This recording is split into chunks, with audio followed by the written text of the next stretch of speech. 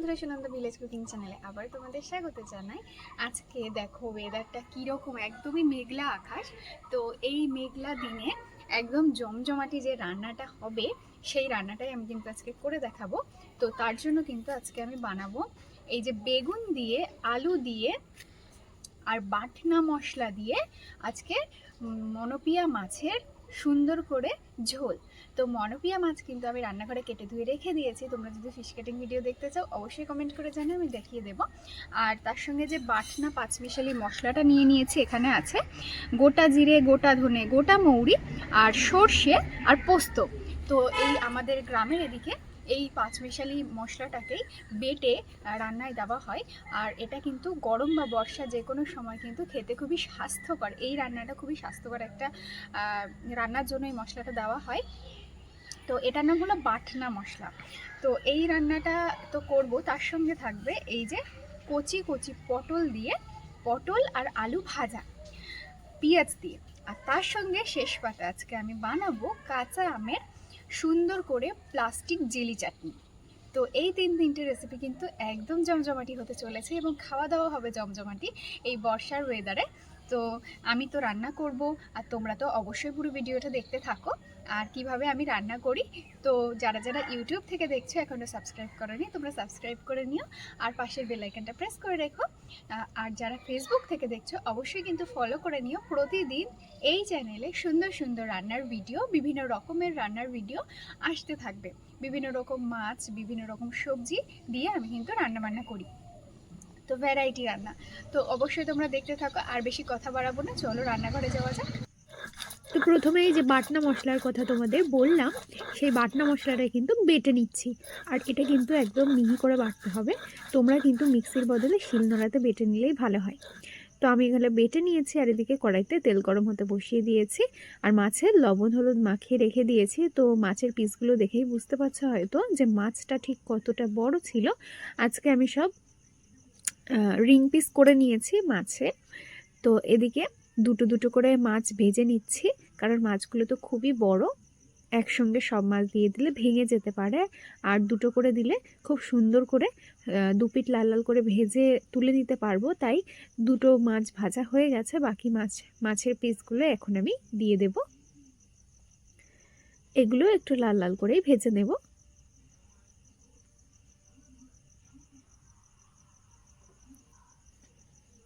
তো এই মাছগুলো কিন্তু আমি ভেজে নিলাম, তুলে নেব।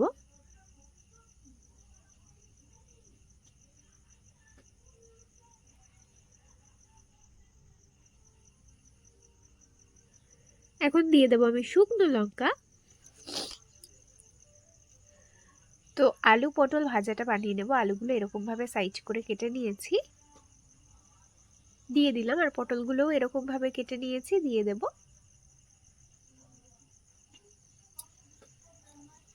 এর সাথেই দিয়ে দেব পেঁয়াজ কুচি আর চেরা কাঁচা লঙ্কা। দিয়ে দিচ্ছি হলুদ গুঁড়ো আর লবণ।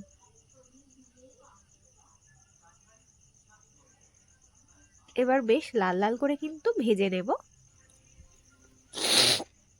চাপা দিয়ে ভাজলে কিন্তু খুব তাড়াতাড়ি কিন্তু ভাজা হয়ে যাবে এবং সবজিগুলো নরম হয়ে যাবে। তো এদিকে দেখতেই পাচ্ছ আলু সেদ্ধ হয়েছে নাকি দেখিয়ে দিই। খুব ভালো করে সেদ্ধ হয়েছে আর খুব মচমচে করে ভেজে নিয়েছি। তো এখন এটা নামিয়ে নেব। কড়াইতে আবারও তেল দিয়ে দিয়েছি। তো এই যে আলুগুলো লবণ হলুদে একটু মাখিয়ে নিলাম, এখন এই আলুগুলোও কিন্তু লাল লাল করে একটু ভেজে নেব।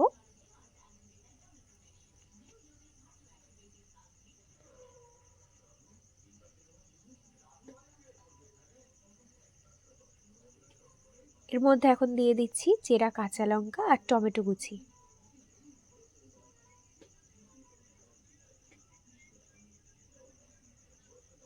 তো আলুগুলো কিন্তু খুব ভালো করে ভেজে নিয়েছি, দেখতেই পাচ্ছো।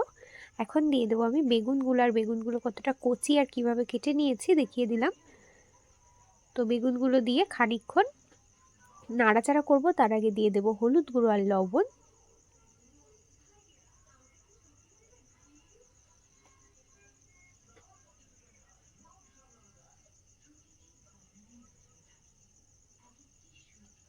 ভালো করে একটু নাড়াচাড়া করে নেব।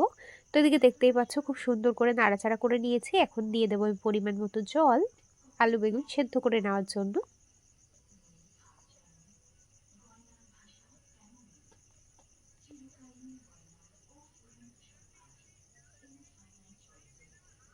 চাপা দিয়ে দিয়ে সেদ্ধ করব। অনেকক্ষণ হয়ে গেছে, চাপা খুলে দেখে নেব।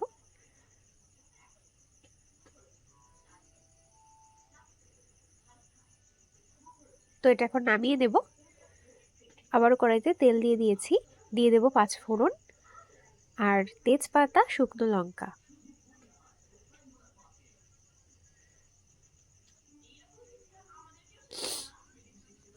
এখন আমি দিয়ে দেব সেই 5 মিশালি বাটনা মশলাটা।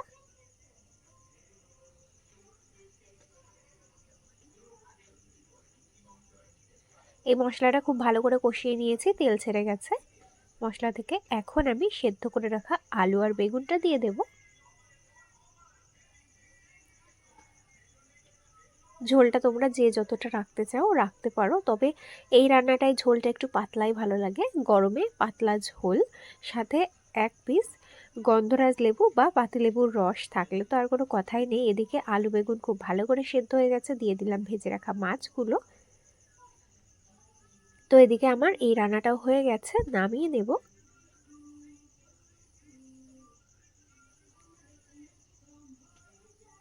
গরমে স্বাস্থ্যকর কাঁচা লঙ্কা দিয়ে বাটনা মশলা দিয়ে খুব সুন্দর ঝোল বানিয়ে তোমাদের দেখালাম। কেমন লাগলো কমেন্টে লিখে জানিও।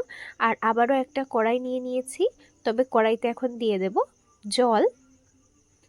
জলটা চাপা দিয়ে খানিকক্ষণ ফুটিয়ে নিয়েছি। এখন আমি দিয়ে দেব এর মধ্যে কেটে ধুয়ে রাখা কাঁচা আম।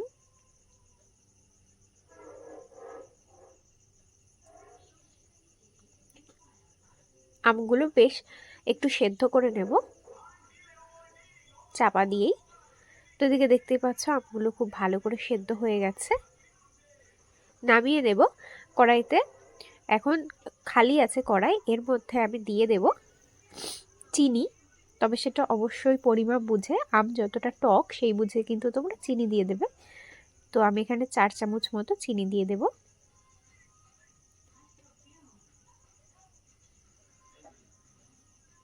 গ্যাস কিন্তু অনই আছে। আর এর সাথে দিয়ে দেবো আমি সেদ্ধ করে রাখা আমের যে ঝোলটা সেটা দিয়ে দেব, দিয়ে চিনিটা গলিয়ে নেব।